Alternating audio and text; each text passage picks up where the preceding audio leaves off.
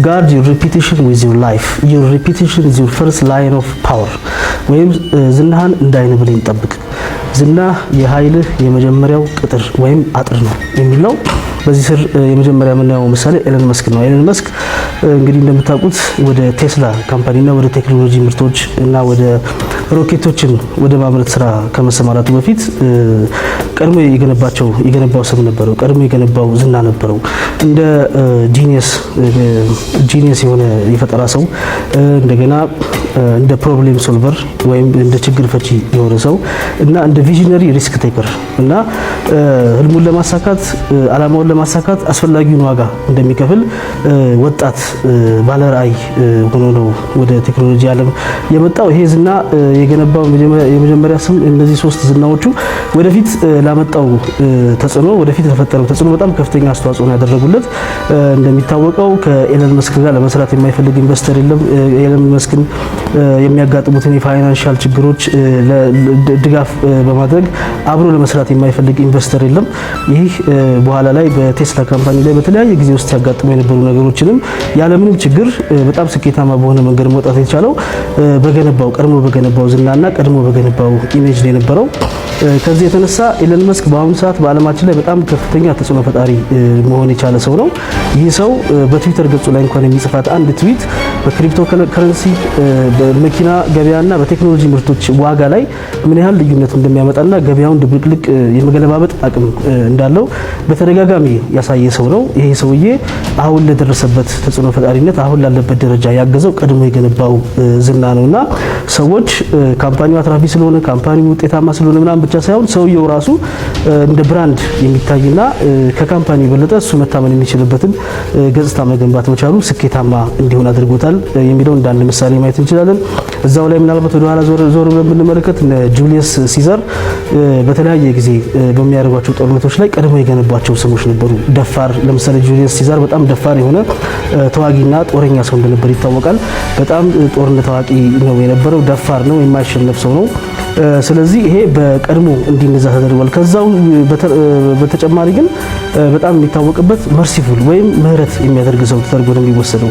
ከጁሊየስ ሲዛር ጋር ከተዋጋችሁና እጅ ከሰጣችሁ ይቅርታ ከጠየቃችሁት አይገላችሁም፣ ይልቁንም አሳምኖ አብራችሁት እንድትሰለፉና እንድትዋጉ ያደርጋል የሚል ዝናው በተለያዩ ሀገራት ቀድሞ ናኝቶ ስለነበር ለወረራ በሚሄድባቸው ሀገራቶች ውስጥ ከሱ ጋር ተዋግቶ ከማሸነፍ ይልቅ እጅ ሰጥቶ ከሱ ጋር ለመቀላቀል የሚፈልጉ ሰዎች ቁጥራቸው በጣም ይበዛ እንደነበር ይታወቃል።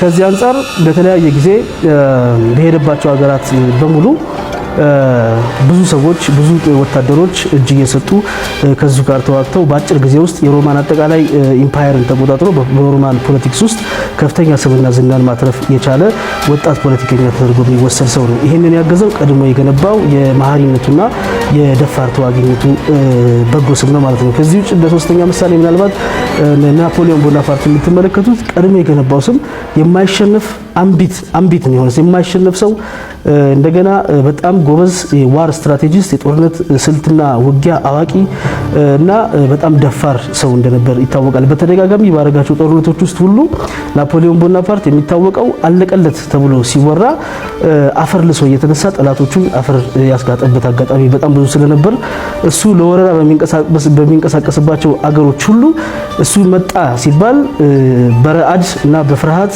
ያልተበተነ ጦር አልነበረም፣ ፈልቶ ያልሸሸ ጦር አልነበረም። ይሄ በኋላ ላይ ከፍተኛ የሆነ ዲፕሎማሲያዊ ተቀባይነትን እና ተጽዕኖ ፈጣሪነቱን እንዲጨምር አድርጎታል። ወታደሮቹ በሱ ይተማመኑ ስለነበር አርጉ የሚባሉትን ነገር በሙሉ አይናቸውን ሳያሹ ያደርጉ ነበርና ያን ያህል ዝና የፈጠረ ሰው። እነዚህ ሶስት ሰዎች በጣም ታዋቂ ያደረጋቸው እንግዲህ ቀድሞ የፈጠሩት ዝና፣ ቀድሞ የፈጠሩት ስም፣ ቀድሞ የገነቡት ገጽታ ስለሆነ የዚህ ህግ ቁጥር 5 ጋርድ ዩር ሪፒቲሽን ዊዝ ዩር ላይፍ ወይንም ዝናህን እንዳይን ብለኝ ጠብቅ የሚለውና your reputation is your first line of power ዝና የስልጣንህ የመጀመሪያው ቅጥር ነው የሚለው ነገር በእነዚህ ማየት ይቻላል።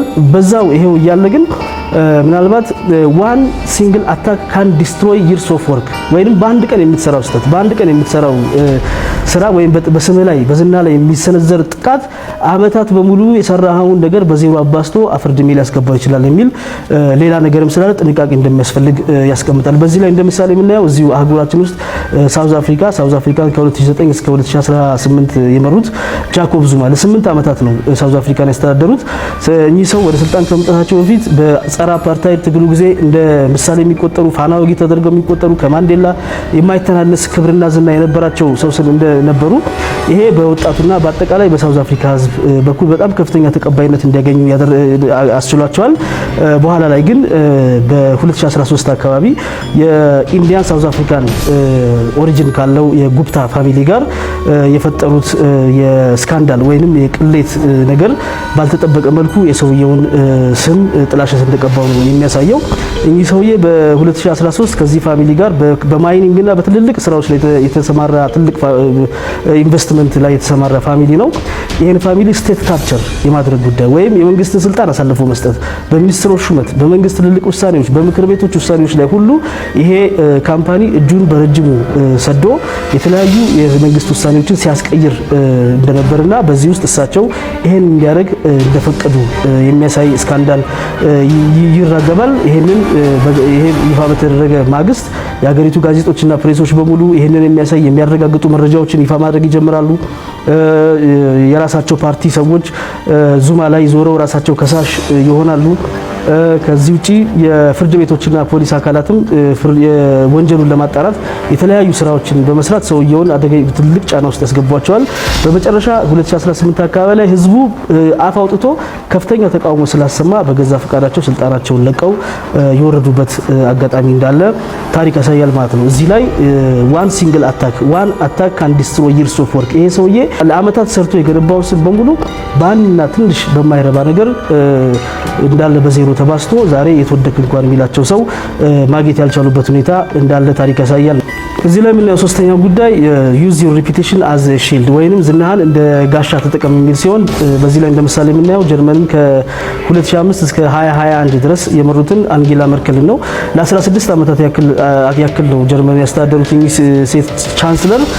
እሳቸው እንግዲህ ቀድመው የገነቡትና የሚታወቁበት ስም ነበራቸው። በጣም ታማኝ፣ በጣም ስራ ወዳድ፣ በጣም ቅን እና የተረጋጋ አመራር የሚሰጡ ለሀገሪቱ ህዝብና ተጠቃሚነት በሙሉ ያለ ደከመኝ ታከተኝ ሳይሉ የሚሰሩ እና በጣም ሀምብል የሆኑ ሴት ተደርገው ነው የሚወሰዱትና እኚህ ሴት ይህንን ስም ቀድመው ገንብተው ነበር። ነገር ግን ያው በየትኛውም ፖለቲካዊ አስተዳደር ውስጥ ከጊዜ በኋላ የሚመጣ ነገር ወቀሳና ትችት የጸዳ አይሆንምና እሳቸውም ከጊዜ በኋላ ከስራ አጥነት ችግርና በተለይ ከስደተኞች አስተዳደር ጋር ከመሳሰሉት ጉዳዮች ጋር ጀርመን ውስጥ ከተፈጠረው ኢኮኖሚ ባንክራፕሲ ጋር ተያይዞ ስማቸው በተደጋጋሚ ሊነሳ ሞክሯል።